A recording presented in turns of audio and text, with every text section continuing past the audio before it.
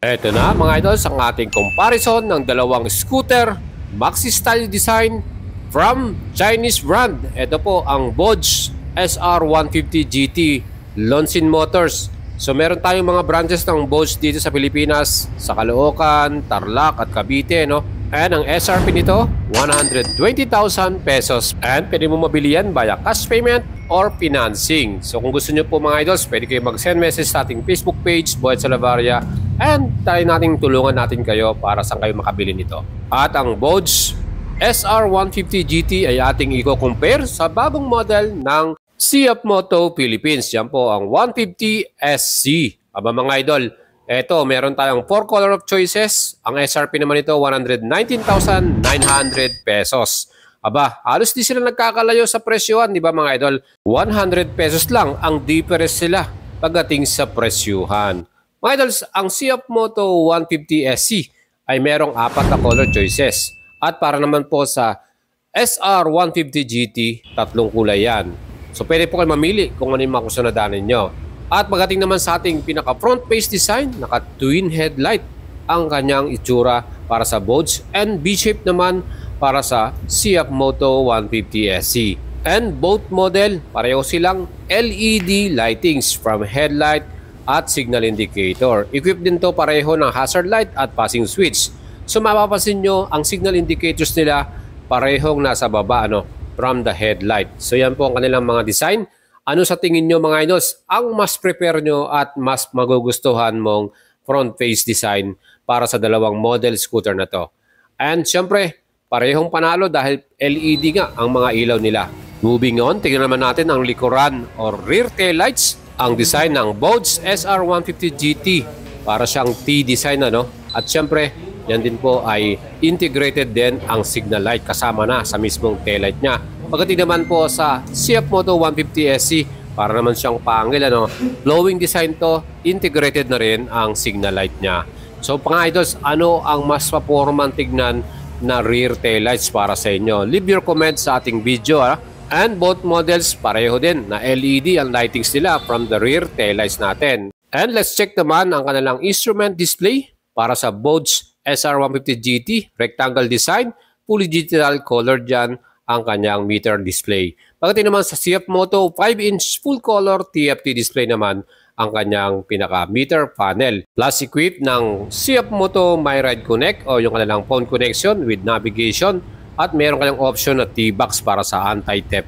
Well, yan po ang ating namang engine type para sa Bosch SR150 GT 149.6cc liquid cool electronic fuel injection 2 valves CVT, max power 15 HP at max torque 14 Nm. For CF Moto 149cc liquid cooled Bosch electronic fuel injection 2 valves CVT, max power 14 HP at maximum torque 14.2 Nm. Ang kanila namang pong pinaka-chassis, pareho pong model na to ay merong conventional telescopic forks para sa ating front suspension mga idol. Siyempre magkakatalo na lang yan sa quality at sa brand na inilalagay nila. Well, maganda nga to, pareho nating masubukan at matry kung sino yung mas maganda ang bounce at laruan. Para naman sa rear suspension, same model, naka dual shock absorber din yan. So perfect to, lalo na kung long rides at meron tayong passenger mga idol, di ba? We could check kung gaano kaganda ang comfort at rides natin dito. Moving on, tingnan naman natin ang stopping power ng mga scooter na to, So both model has round disc, 2-piston caliper, and equipped ng anti-lock braking system. So kahit mag-emergency brake tayo, yan po ay hindi magsasudden lock up dahil sa ABS. Same din sa rear brake natin dito, parehong 1-piston caliper, round disc, with anti-lock braking system. So both model has dual channel ABS and equipped din ito pareho ng traction control system. So pagdating sa safety, parehong solid ang dalawang model na to. And wheels design 5-spoke din pareho at naka-diamond cut sa Bosch, and Y-shape naman sa 150 SC. Ang sukat ng gulong pareho silang 110/70 by 14 inch ang front, 130/70 13 inch ang rear. Sa Bosch ang ginamit nilang tire ng brand ay Cordial at para sa CF Moto CST tire. Wheelbase sa sukat ng Bosch ay 1,320mm, 140mm naman ang ground clearance at seat height 775mm. Para naman sa 150 SC, yan naman po ay may sukat na 1,315mm, ground clearance 135mm at seat height 765mm. Ang compartment naman mas malaki ang CF Moto, no? Kasi ang half-face helmet dyan. Pareho din ang model na ito, naka-smart keyless system. So, perfect yan, convenient para sa ating mga riders. So, katabi na rin ang opening ng fuel cap at ng upuan. So, mga idol, pareho silang convenient at mas maging komportable tayo. Well, pagdating naman sa ating fuel capacity, 8 liters ang Bods 150 with fuel consumption 40 km per liter.